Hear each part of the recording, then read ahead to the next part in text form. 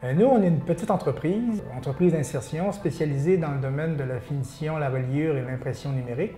Comme entreprise d'insertion, on propose une formation à des gens qui sont très éloignés du marché du travail, des gens qui ont connu différentes difficultés et qui veulent se trouver un emploi. Donc, on leur propose une formation. Pour faire ces deux métiers-là, celui de formateur et celui aussi d'imprimeur, on doit faire appel à plusieurs compétences qui doivent être très complémentaires. En plus, on appartient à un milieu technologique qui est en perpétuelle mutation. Celui de l'imprimerie, celui de l'insertion sociale, parce qu'on a affaire à des gens qui peuvent avoir différentes difficultés, proviennent de différentes cultures aussi. Donc, il faut avoir une préoccupation d'améliorer nos compétences.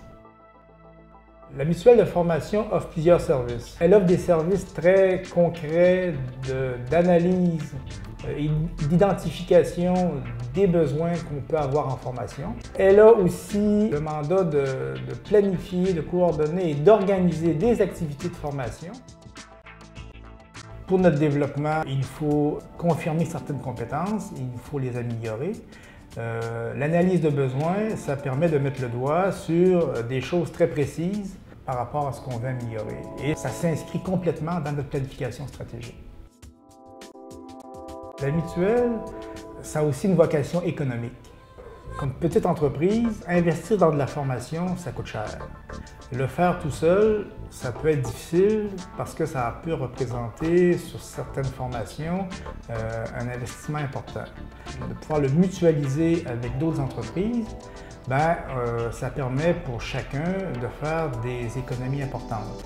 À la mutuelle, je paye une adhésion qui m'a permis de faire une analyse de besoins. Et puis, dans l'organisation d'activités de formation, c'est pareil, je vais pouvoir mutualiser certains coûts qui vont me permettre de faire beaucoup d'économies. On fait des économies du point de vue budgétaire et en plus, on fait du développement de compétences. Donc, il y a un double objectif qui est rempli et qui peut être très intéressant pour chacune des entreprises.